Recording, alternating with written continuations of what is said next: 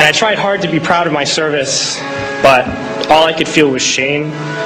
And racism could no longer mask the reality of the occupation. These were people, these were human beings. I've since been plagued by guilt anytime I see an elderly man, like the one who couldn't walk, who we rolled onto a stretcher and told the Iraqi police to take him away. I feel guilt anytime I see a mother with her children, like the one who cried hysterically and screamed that we are worse than Saddam as we forced her from her home.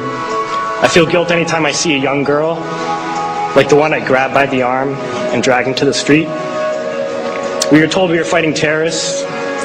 The real terrorist was me, and the real terrorism is this occupation.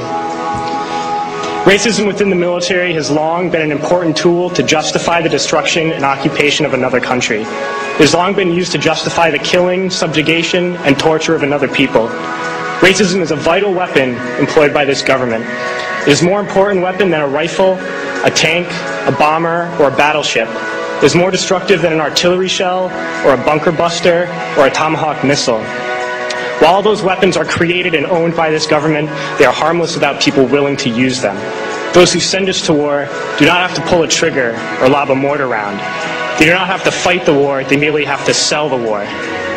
They need a public who is willing to send their soldiers into harm's way. They need soldiers who are willing to kill and be killed without question. They can spend millions on a single bomb, but that bomb only becomes a weapon when the ranks of the military are willing to follow orders to use it. They can send every last soldier anywhere on earth, but there will only be a war if soldiers are willing to fight. And the ruling class, the billionaires who profit from human suffering, care only about expanding their wealth, controlling the world economy.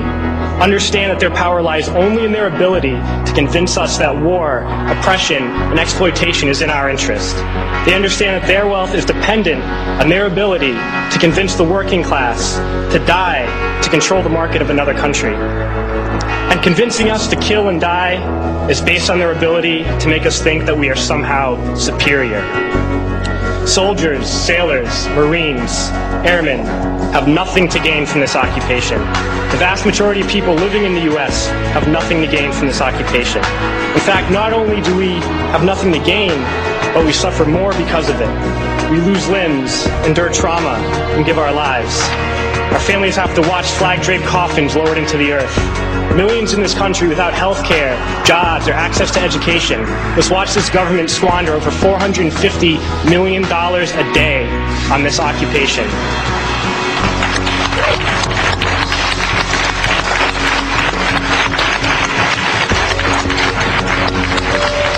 Poor and working people in this country are sent to kill poor and working people in another country to make the rich richer.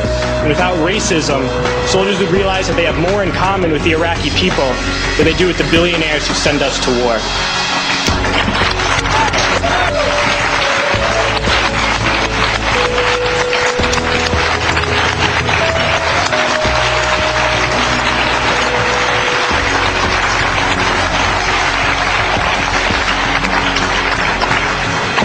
I threw families onto the street in Iraq, only to come home and find families thrown onto the street in this country, in this tragic and unnecessary foreclosure crisis.